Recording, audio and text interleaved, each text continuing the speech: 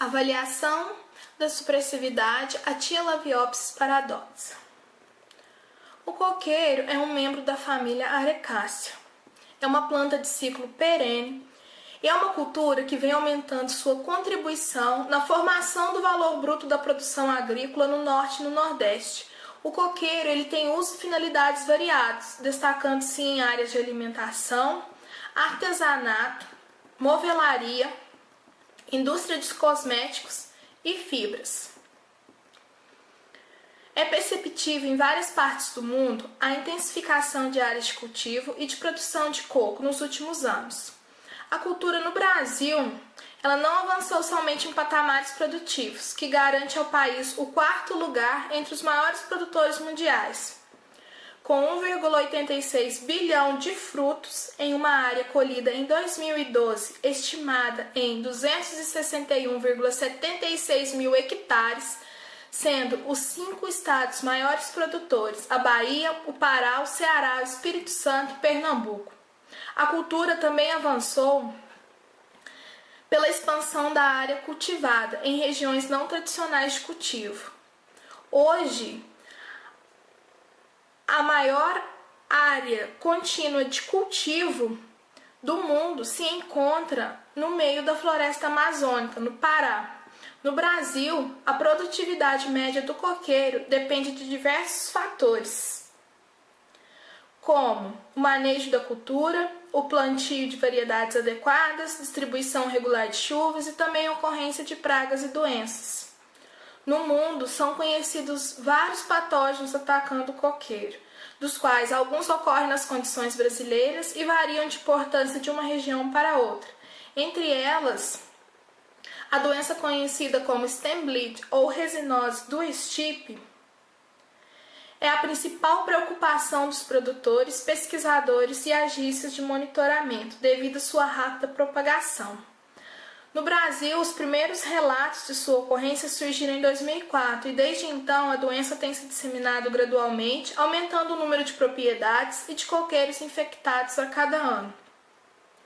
O fungo Ceratocystis paradoxa é a forma teleomórfica, dificilmente encontrada na natureza, é um parasita fraco e normalmente não causa infecções em órgãos sem ferimento, exceto quando os tecidos são muito novos ou quando expostos a condições de alta umidade. Já a sua forma anarmórfica, Chalara paradoxa, ou também Tielaviopsis paradoxa, é o agente causal dessa doença. Ele é um ascomiceto da ordem Microascaris.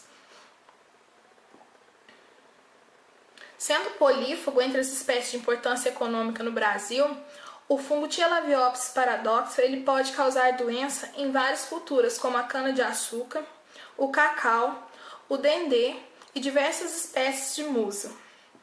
Na forma de clamidósporos, ele sobrevive por longos períodos no solo, principalmente em resíduos vegetais. Ele pode se desenvolver em ambientes úmidos e secos e causa infecção vascular em plantas. A infecção é através de ferimentos e de fissuras naturais que ocorrem com o crescimento do estipe. O desenvolvimento infectivo inicial ele ocorre na região mais superficial do estipe, provocando uma lesão externa que progride de dentro para fora dos tecidos. O fungo ele dissemina-se através de insetos, do solo contaminado e das ferramentas usadas na colheita ou na erradicação das plantas doentes e mortas.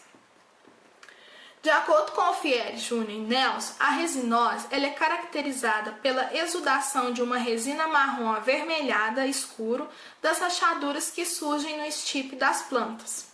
Abaixo dessas lesões, o tecido se torna amarelado e finalmente preto em estágios mais avançados. Cachos e inflorescências enegrecidas e frutos amarronzados, e posteriormente ocorre também a redução na frequência de emissão de folhas e no tamanho das mais novas, o afinamento do tronco na região próxima à copa e folhas amarelo-pardacentas, frágeis e sujeitas à quebra. E eventualmente as plantas afetadas elas morrem. Existem pragas que são atraídas por voláteis liberados pelas plantas afetadas e, ao penetrarem nos tecidos dos estipes, elas aceleram a morte da planta, como a broca do estipe do coqueiro, que é o Rhinostomus barbirotris, a broca do olho do coqueiro, Rhynchophorus palmarum, que também é o vetor do nematóide Bucephalenchus coccófilos, causador do anel vermelho do coqueiro, e também a mini broca do estipe, Chileborus. Porém, dentre esses, somente o Rhynchophorus palmarum foi relatado como envolvido na transmissão do patógeno. Costa e Carvalho e colaboradores, em 2011, evidenciaram que isolamentos realizados a partir da parte externa no tubo digestivo dos insetos resultaram em 96,3% e 77,5% de crescimento micelial de Tielaviopsis paradoxa, respectivamente, e foi comprovada a patogenicidade dos isolados em plantas de coqueiro.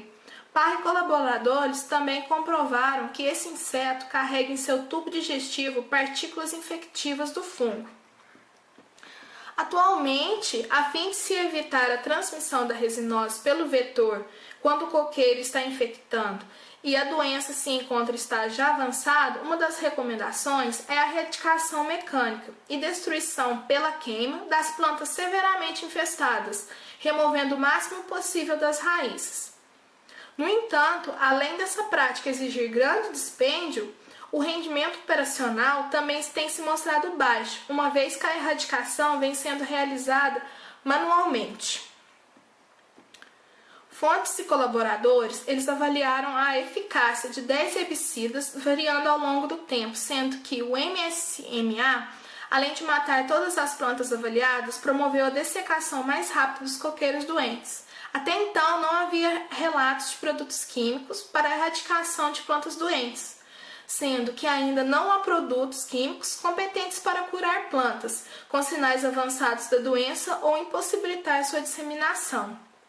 Mas como foi mostrado por DeWitt em 2009, o uso intensivo de defensivos químicos promove resistência de patógenos, desequilíbrio biológico, eliminação de organismos benéficos e a redução da biodiversidade. Diante disso, tem buscado alternativas para o controle de doenças de plantas, como exemplo, o controle biológico.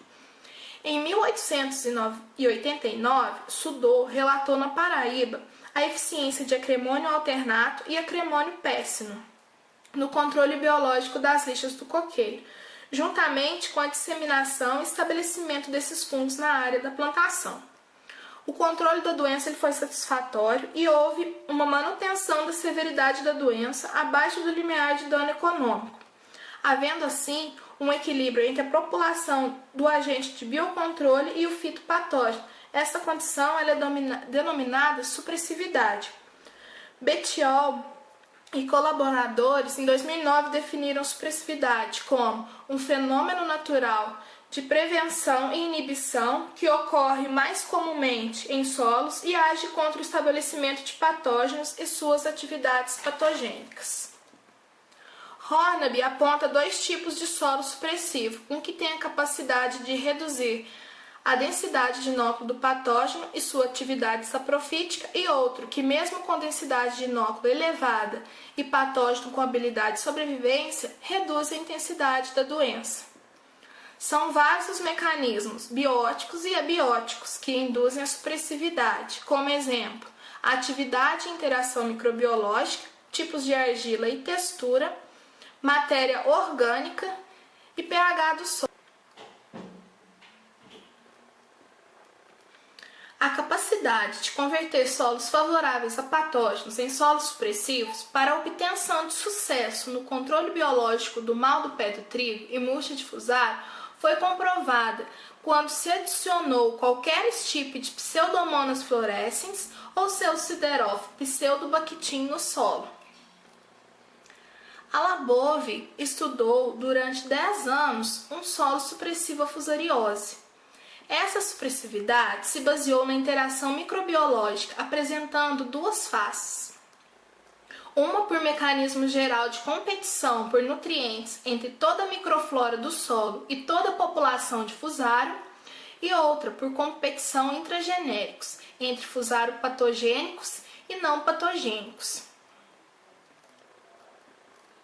A Miriam Labov, ao estudarem 2 solos de palmeiras argelinos que foram escolhidos por suas características abióticas, comprovaram que, ao adicionar argila a um solo arenoso, sua textura é modificada e pode induzir alterações da atividade microbiana, resultando em modificação de várias propriedades dos solos, como os níveis de fungistase e expressividade, que não são independentes da textura do solo.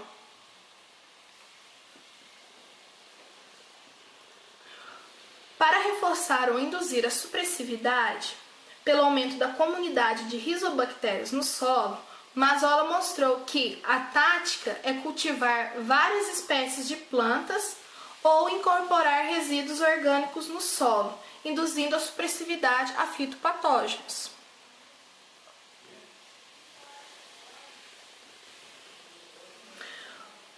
Hooper e colaboradores avaliaram o grau de supressividade de um solo propício à murcha de fusário, influenciado pela adição de minerais de argila e modificação do pH do solo, a partir da adição de calcário.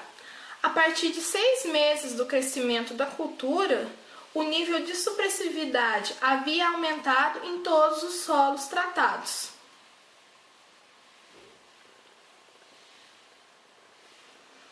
E o estudo feito por Mendes e colaboradores em 2011, nele eles mostraram que, após o ataque por um patógeno de raiz, as plantas podem explorar o consórcio microbiano do solo para proteção contra infecção.